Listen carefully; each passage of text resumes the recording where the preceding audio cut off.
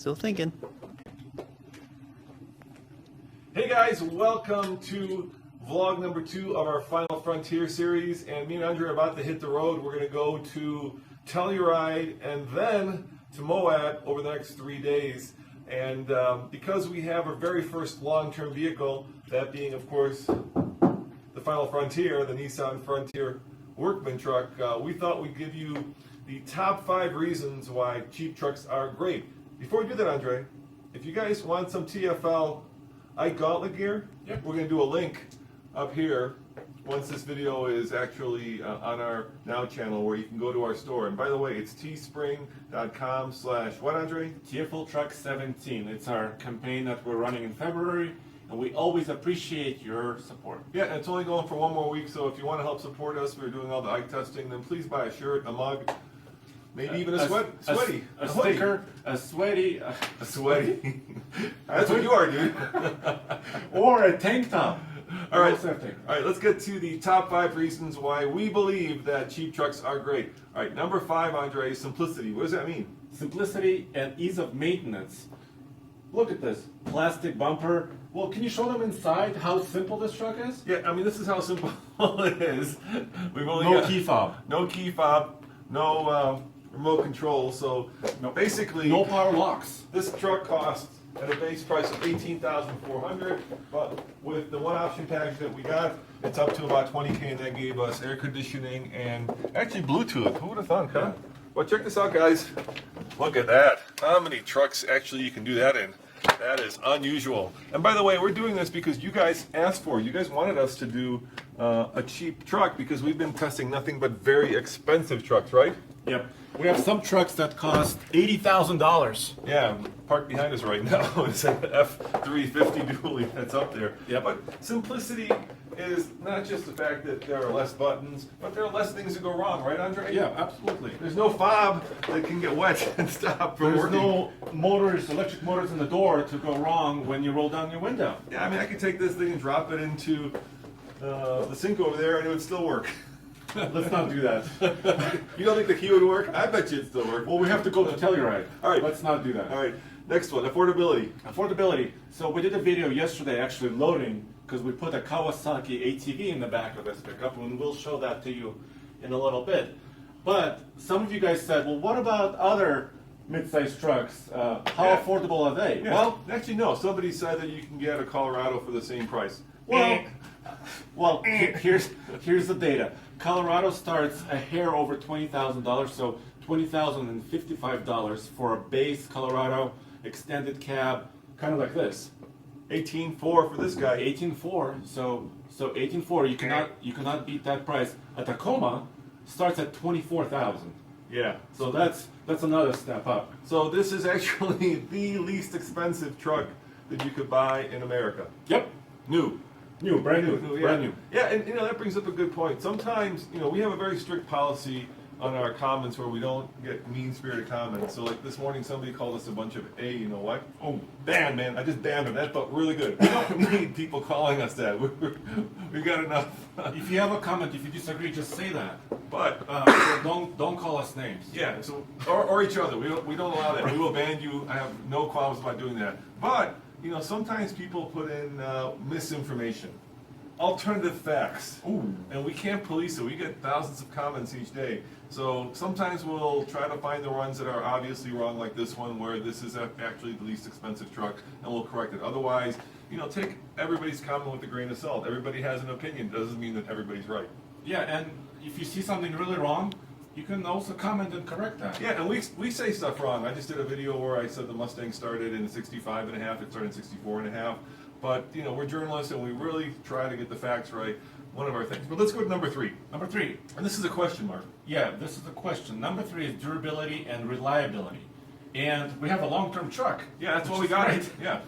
So we don't know how reliable it is until we actually have it for 6 months or more. Yeah. We do know that maintenance is going to be a little bit less expensive on it because obviously things like the tires, for instance, this has grabber tires. Yeah. If you were to get even, we both just got KO2s for our trucks. How much did you pay for Those are yours? expensive. Those are, for me, Yeah. I had a 17-inch rim. That was about $240 a tire. I paid the same thing for the Yeah, Raptor. yeah. On this truck, that same tire would be about 150. Yeah, because this is a 15-inch steel wheel. So, first of all, it's steel. If you scratch a steel wheel, okay, it's not a big deal, okay? Right. And the tires are cheaper. The bumper is cheap because there are no fog lights in the bumper. You're not going to break a fog light. The mirror caps are basic plastic, right? So you can actually, there's a lot of reliability and durability already built in. It's also a two-wheel drive. Yeah. So there's no 4x4 components to break down or... There's no a lot of things that break down actually. It's not just because it doesn't have them. Like you're talking about the mirrors. Yeah. No electric mirrors. No motors. Those motors aren't going to break down. Right. You just move them with your thumbs. And unless your thumbs break down, you're going to be good, man. But this is why we have the truck long term, is because we want to find out, are there any issues with this truck? All right. Number 2 is fuel efficiency. Yep. And then we're also going to test this in the real world, right? Yeah, by the way, that's the very next video we're doing. What we're going to do is, since this truck does not have gas, Like an MPG meter? right, it doesn't have Right. one, so before we leave, we're going to fill it up. And the next time that we stop, we'll fill it up again, we'll calculate our mileage, and we'll actually probably do a live video letting you know exactly what kind of fuel economy we're getting. So we'll give you those numbers. What's the EPA say? EPA is 23 on the highway, but we're fully loaded. Yeah, 500 pounds.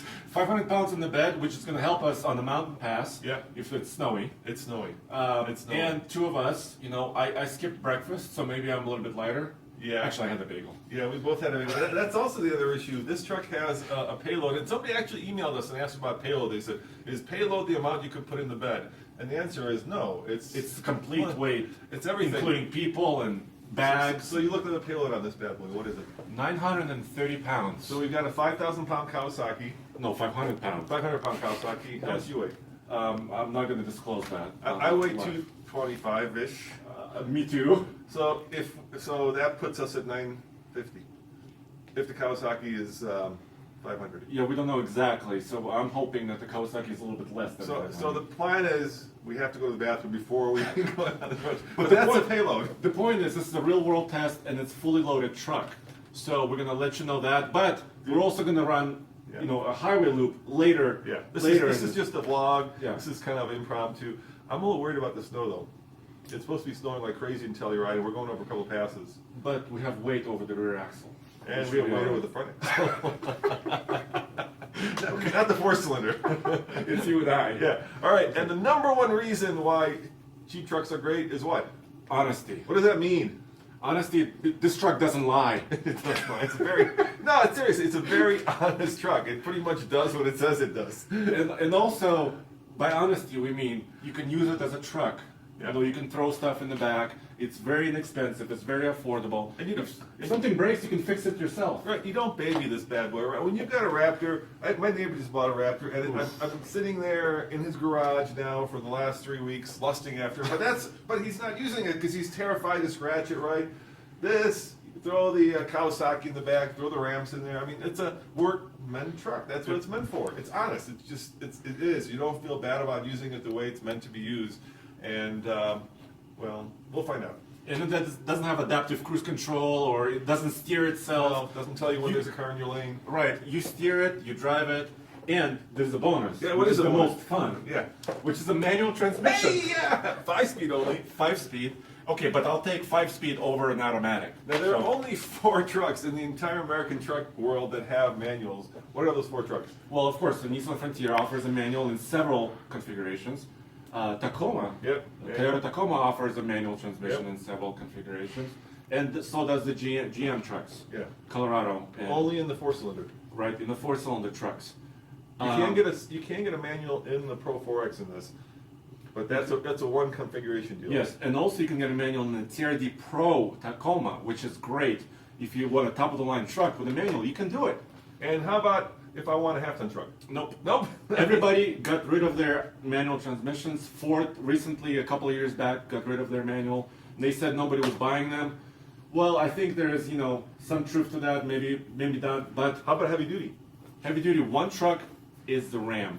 You can get a Ram 2500 still with a manual. Hey Tommy, what's the transmission in Big Green? SM465? Thank you. That transmission is like a cement truck transmission, right? It is bulletproof. Manual transmission, I think, are just much more durable than automatics. There's a lot fewer cogs in there, right? If you're taking apart an automatic transmission, there's like tons of little gears and it cogs. looks like a brain. Yeah. There is a brain in there. Manual, 5 gears.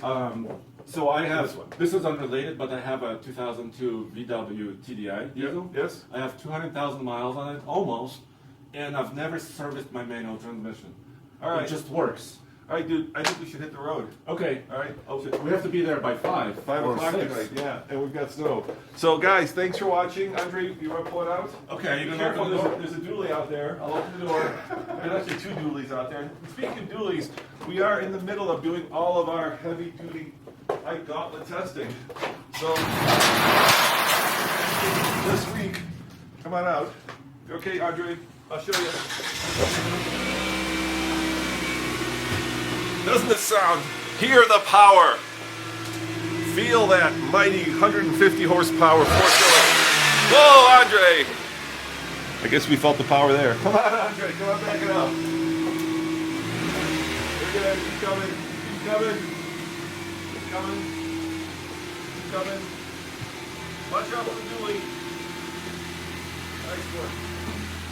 Nice, I'm doing it. I'm doing it. Good job. This truck is pretty narrow, it's not that wide. Yeah, it's another thing there. You'll pull it up front, and I'll close this video. Yeah, see the car.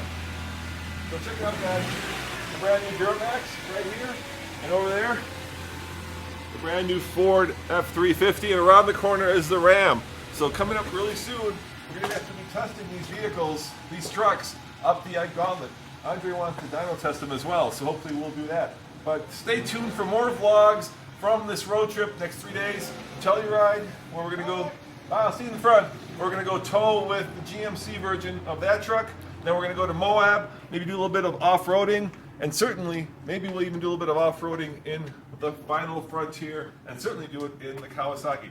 As always, this is Roman saying, check out tfltruck.com for more news, views, and of course, real-world reviews, and you can click here once we get that set up for more vlog Final Frontiers. See you guys next time. Bye.